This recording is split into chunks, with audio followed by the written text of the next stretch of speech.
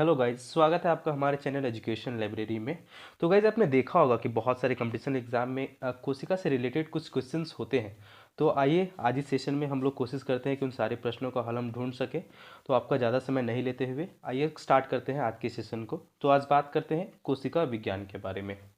जीवों में सबसे छोटी जो संरचना होती है उसको हम लोग कोशिका कहते हैं। अगर नॉर्मल भाषा में हम लोग समझें तो सबसे छोटा वह अंग जो कुछ भी कर सकता हो, मतलब कुछ भी करने के लिए कैपेबल हो, जैसे पाचन क्रिया, ये सब कोशिका के अंदर पाए। तो ऐसे अंग को क्या हम लोग कहते हैं? कोशिका कहते हैं। ठीक है। तो कोशिका की खोज 1665 ईस्वी में रॉबर्ट हुक ने किया था।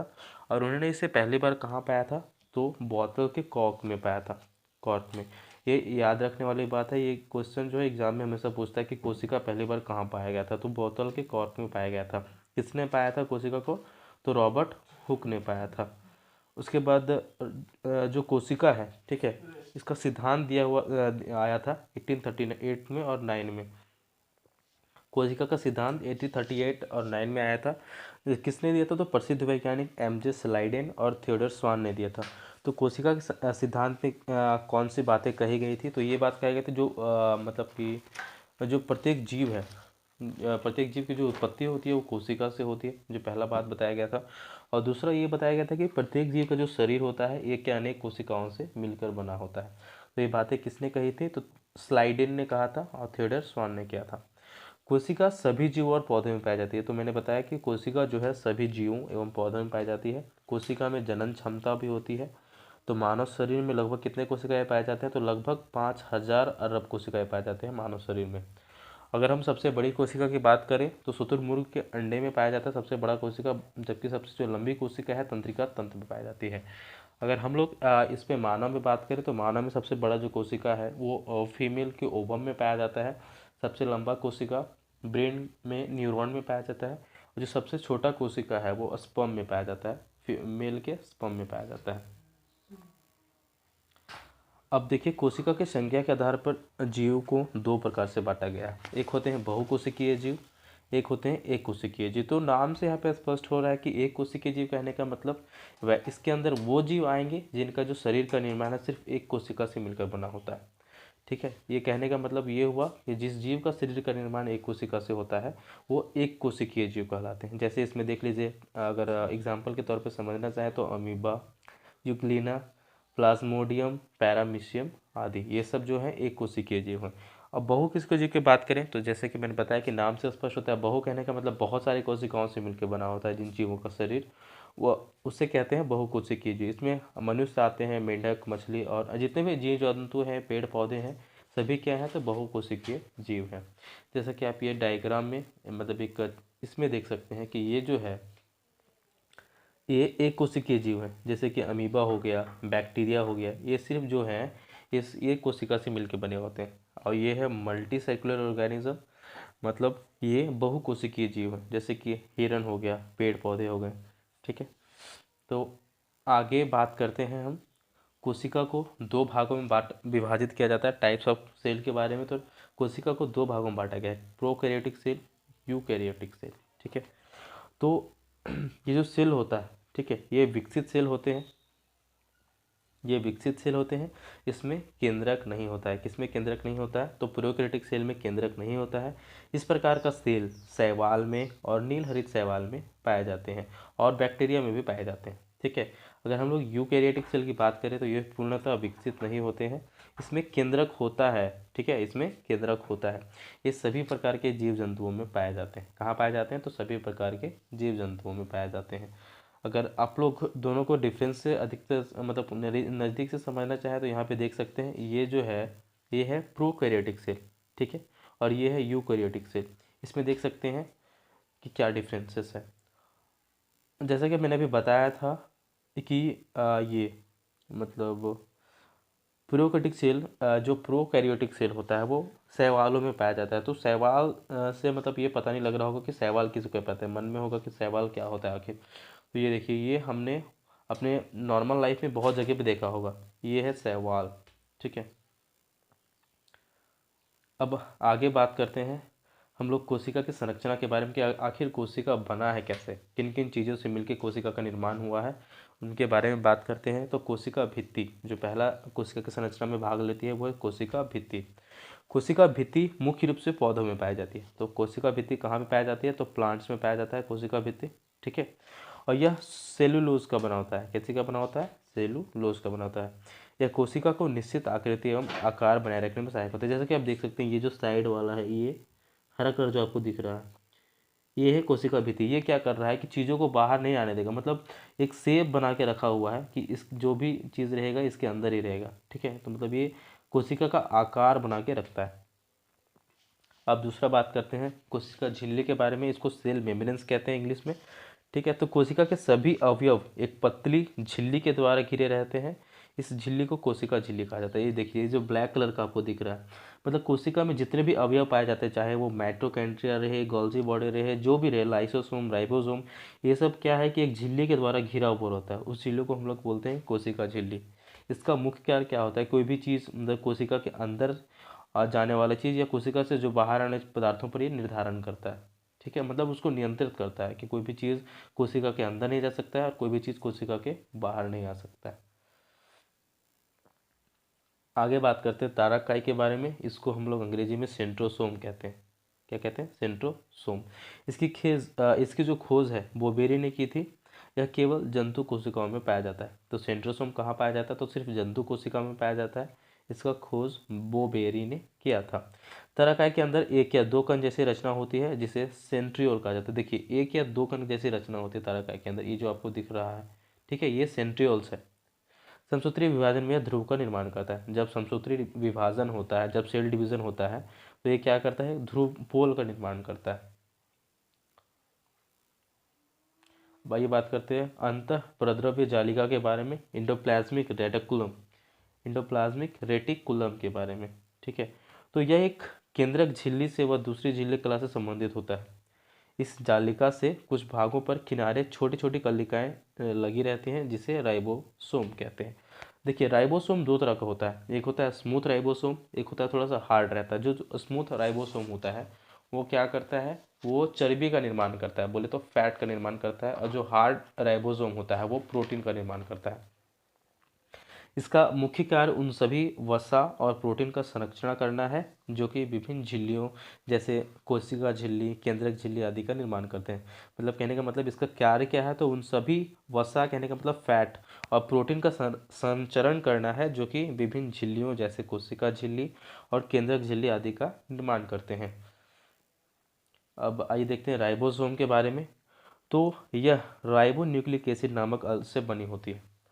राइबो न्यूक्लिक एसिड व प्रोटीन से बना होता है। क्या चीज, राइबोसोम। राइबोसोम प्रोटीन संश्लेषण के लिए उपयुक्त स्थान प्रदान करते हैं। मतलब प्रोटीन का संश्लेषण करने के लिए ये उपयुक्त मतलब कि एक स्पेस प्रोवाइड करती है, ठीक है। इसलिए हम लोग इसको फैक्ट्री ऑफ प्रोटीन भी कहते हैं, मतलब प्रोटीन फैक्ट्री बोलते हैं इसको। आइए अब देखते हैं माइटोकॉन्ड्रिया के बारे में। तो कोशिका के अंदर, ये कोशिका के अंदर पाई जाती है, ये तो सबको पता है कि कोशिका के अंदर पाई जाती है, ठीक है। ये जो इसका कार्य क्या है, तो ये आंतरिक शोषण का कार्य करती है, आर्थिक शोषण का कार्य करती है। इसका खोज किसने किया था, तो अल्टमैन महोदय ने किया था 1886 ईस्वी में। ऊर्जायुक्त कार्बनिक पदार्थ, जैसे कि आपने सुना होगा कि कोशिका को मतलब जो कोशिका का पावर हाउस है माइटोकॉन्ड्रिया होता है। तो देखिए कि क्यों होता है, तो ऊर्जायुक्त जो कार्बनिक पदार्थ होते हैं उसका ऑक्सीडेशन कहने का मतलब ऑक्सीकरण जो होता है माइटोकॉन्ड्रिया में होता है, जिससे क्या होता है कि काफ़ी मात्रा में ऊर्जा प्राप्त होती है। इसीलिए हम लोग माइटोकॉन्ड्रिया को कोशिका का पावर हाउस कहते हैं। समझ में आ गया आप लोगों को कि ऊर्जायुक्त जो भी कार्बनिक पदार्थ हैं उनका ऑक्सीडेशन कहाँ पे होता है, तो माइटोकॉन्ड्रिया में होता है, जिसकी वजह से क्या होता है कि काफ़ी मात्रा में ऊर्जा प्राप्त होती है। इसीलिए हम लोग माइटोकॉन्ड्रिया को कोशिका का पावर हाउस कहते हैं। आगे देखिए गोल्जी बॉडी के बारे में। इसे गोल्जी काय भी कहते हैं। इसका खोज कैमिलो गोल्जी नामक वैज्ञानिक ने किया था। इसका मुख्य कार्य क्या होता है, तो कोशिका भित्ति का निर्माण करना, लाइसोसोम का निर्माण करना इसका मुख्य कार्य होता है, ठीक है। कोशिका के कोशिका द्रव में केंद्रिक अगर इसको हम लोग डेफिनेशन के तौर पर समझना चाहें तो कोशिका के कोशिका द्रव में केंद्रक के समीप कुछ थैलीनुमा, देखिए यहाँ पे एक थैलीनुमा आपको दिखेगा, थैलीनुमा संरचना, ठीक है। थैलीनुमा कोशिकांग पाए जाते हैं, इन्हें गोल्जी बॉडी कहा जाते हैं। ये है डिफिनेशन के तौर पे। आप इसे जूम करके देख सकते हैं कि ये है गोल्जी बॉडी, ये कोशिका के अंदर देख सकते हैं, ये गोल्जी बॉडी है। अब आगे देखते हैं, लाइसोसोम के बारे में। ठीक है, तो इसका खोज डी डुबे ने किया था। किसने किया था? डी डुबे ने इसका खोज किया था। लाइसोसोम एक थैलीनुमा आकृति है जो झिल्लियों से घिरा होता है। ये देखिए, ये लाइसोसोम एक थैलीनुमा आकृति, ये है लाइसोसोम, थैलीनुमा आकृति है जो झिल्लियों से घिरा होता है। ठीक है, झिल्लियों से घिरा होता है। इसमें पाचन एंजाइम पाए जाते हैं और लाइसोसोम को आत्महत्या की थैली भी कहा जाता है। ये देखिए, ये क्वेश्चन जो है बार बार रिपीट किया जाता है कि आत्महत्या की थैली किसे कहा जाता है, तो याद रखिएगा लाइसोसोम को कहा जाता है। अब इसको आत्महत्या की थैली इसलिए कहा जाता है क्योंकि जो भी कोशिका पुराने हो जाते हैं उसको क्या कर देता है, ये नष्ट कर देता है। मतलब एक तरह से हम लोग बोल सकते हैं कि पनिशमेंट भी देता है कोशिकाओं को, तो ये कोशिका को नष्ट कर देता है, इसे लाइसोसोम कहते हैं। इसका खोज किसने किया था? तो डी डुबे ने किया था। ये अगर हम लोग देखें तो मुख्य रूप से सेल डिवीजन में भाग लेता है। अब लवक के बारे में देखते हैं। लवक का खोज हेक्कल महोदय ने किया था। ये जो अधिकांशतः लवक जो है, प्लास्टिड जो है, अधिकांशतः पादप कोशिकाओं में पाया जाता है। लवक मुख्यतः 3 प्रकार के होते हैं। अवर्णी लवक, इसको हम लोग ल्यूकोप्लास्ट बोलते हैं, वर्णी लवक, क्रोमोप्लास्ट और हरित लवक। हरित लवक क्लोरोप्लास्ट। ठीक है, अगर हम लोग ये अवर्णी लवक के बारे में बात करते हैं, ल्यूकोप्लास्ट, तो यह लवक पौधों की जड़ों में तथा भूमिगत तना में पाया जाता है। कौन सा लवक? अवर्णी लवक। कहाँ पाया जाता है? तो पौधों के जड़ों में पाया जाता है तथा भूमिगत तना में पाया जाता है। इस लवक का कोई रंग नहीं होता, मतलब ये जो होता है ये कलरलेस होता है। ठीक है, इसमें विभिन्न पदार्थों का संश्लेषण होता है और स्टार्च, वसा, प्रोटीन संग्रहित होता है। मतलब ये क्या करता है कि भोजन का संग्रह करता है। जैसे कि हम लोग जानते हैं जो स्टार्च है वो प्रकाश संश्लेषण विधि द्वारा पौधों के द्वारा निर्माण किया जाता है, उसका मतलब ये स्टोर करता है। तो स्टोर कहाँ पे होता है? तो ल्यूकोप्लास्ट में होता है, ल्यूकोप्लास्ट में। आइए देखते हैं वर्णी लवक के बारे में। इसको इंग्लिश में हम लोग क्रोमोप्लास्ट कहते हैं।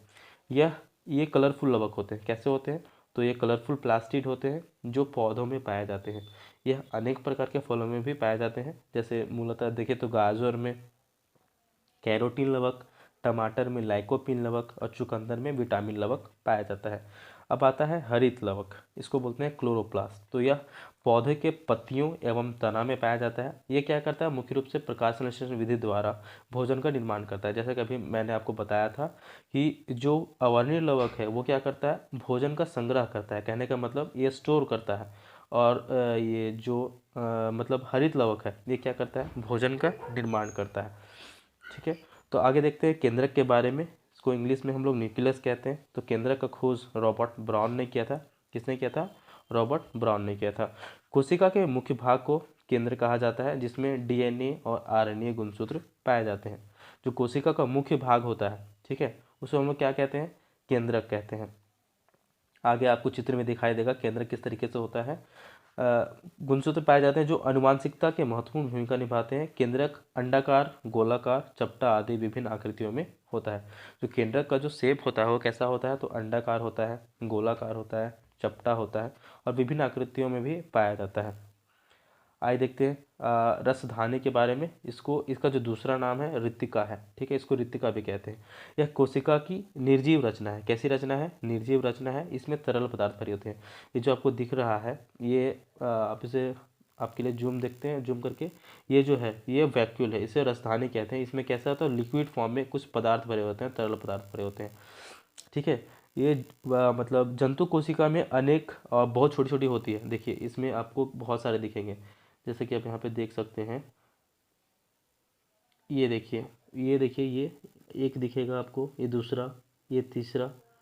तो जंतु कोशिका में बहुत सारे दिखेंगे, लेकिन अगर हम पादप कोशिका की बात करें तो पादप कोशिका में एक बहुत बड़ा सा होता है। ये आपको जो सामने दिखाई दे रहा है ये है रसधानी, वैक्यूल कहते हैं इसको। तो जंतु कोशिका में क्या होता है, ये पादप कोशिका में क्या होता है कि ये केंद्र में स्थित होता है और ये बहुत बड़ा साइज का होता है। लेकिन अगर जंतु कोशिका की बात करें तो ये सिर्फ छोटे छोटे होते हैं और बहुत सारे होते हैं। ठीक है, तो अभी हमने बात किया गाल्जी बॉडी के बारे में। प्लाज्मा, इसको प्लाज्मा मेम्ब्रेन्स बोलते हैं। गोल्जी बॉडी के बारे में बात किया, माइटोकॉन्ड्रिया के बारे में बात किया, रितिका इसको रसधानी भी कहते हैं इसके बारे में बात किया, लाइसोसोम, तारककाय और अंतःप्रद्रवी जालिका इंडोप्लाज्मिक रेटिकुलम के बारे में बात किया, जिसके मैंने बताया था। आपको चित्र में देखिएगा, ये देखिए ये है केंद्रक, इसको न्यूक्लियस बोलते हैं।